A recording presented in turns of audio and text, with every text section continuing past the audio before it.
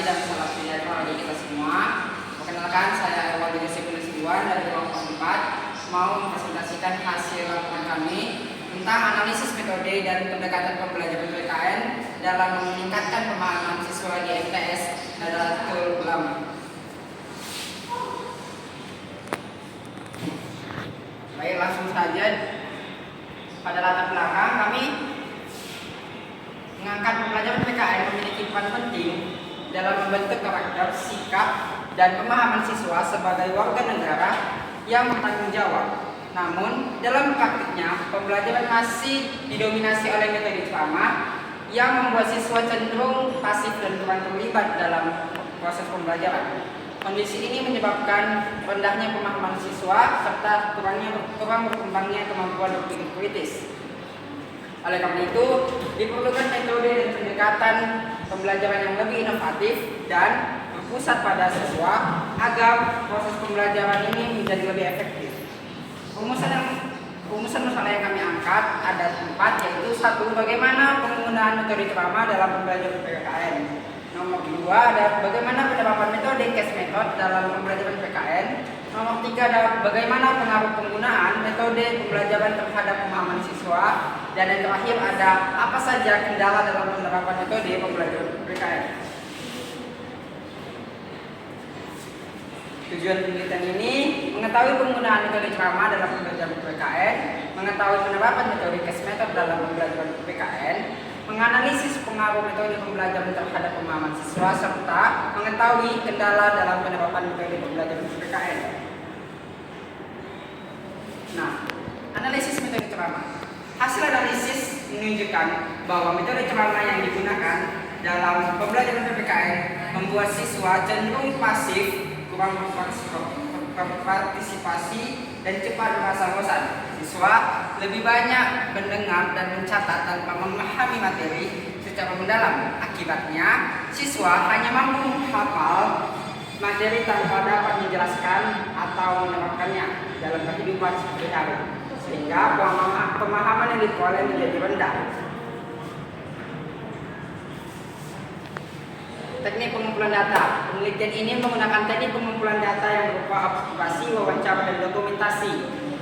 Observasi dilakukan untuk melihat langsung proses pembelajaran di dalam kelas. Wawancara dilakukan dengan guru dan siswa untuk memperoleh informasi yang lebih mendalam, sedangkan dokumentasi digunakan untuk melengkapi data penelitian. Melalui ketiga teknik tersebut, diperoleh data yang lebih akurat dan sesuai dengan kondisi nyata di lapangan. Baik, ada analisis data. Analisis data dilakukan dengan cara mengolah hasil observasi, wawancara, dan dokumentasi untuk mengetahui kondisi pembelajaran sebenarnya. Data yang kami peroleh kemudian kami analisis secara deskripsi untuk melihat hubungan antara metode pembelajaran, keaktifan siswa, dan tingkat pemahaman siswa. Hasil analisis menunjukkan bahwa adanya perbedaan antara kondisi ideal dan pembelajaran dengan kenyataan di lapangan. Penerapan case method. Sebagai solusi, diterapkan model pembelajaran case method yang mengaitkan materi dengan kasus nyata dalam kehidupan sehari-hari. Dalam metode ini, siswa dibagi dalam kelompok untuk menganalisis masalah, mencari solusi, dan mempresentasikan hasil diskusi. Guru berperan sebagai fasilitator yang membimbing jalannya pembelajaran sehingga siswa lebih aktif dan terlibat langsung dalam proses pembelajaran. Dampak case method. Penerapan case method memberikan dampak positif terhadap pembelajaran. Kenapa? Karena siswa menjadi lebih aktif dalam berdiskusi, berani menyampaikan pendapat, serta mampu bekerjasama dalam kelompok.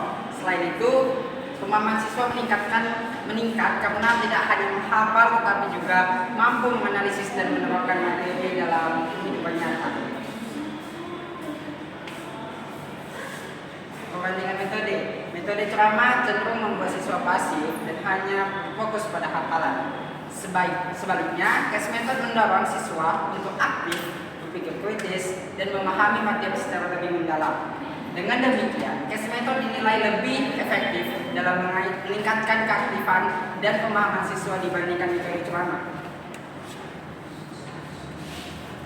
Kendala pembelajaran. dalam penerapan case method masih terdapat beberapa kendala seperti keterbatasan waktu karena proses diskusi yang cukup panjang, perbedaan kemampuan siswa serta kesulitan guru dalam menyusun kasus yang sesuai.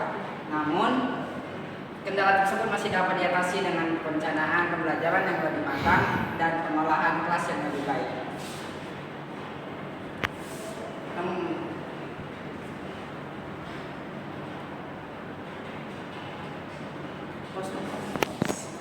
Baik, adapun temuan penelitian kami pada universitas kami, yaitu hasil penelitian menunjukkan bahwa sebelum menggunakan case method, siswa cenderung pasif dan hanya menghafal materi.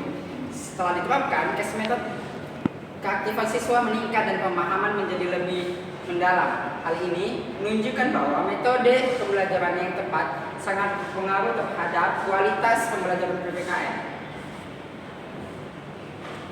Kesimpulan yang kami dapat dari universitas kami yaitu metode drama dinilai kurang efektif karena membuat siswa pasif dan hanya fokus pada hafalan.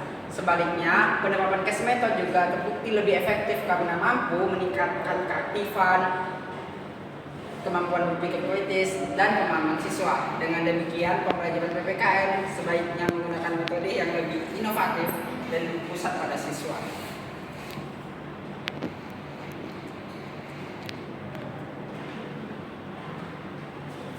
Demikian hasil presentasi saya ucapkan terima kasih dan selamat pagi.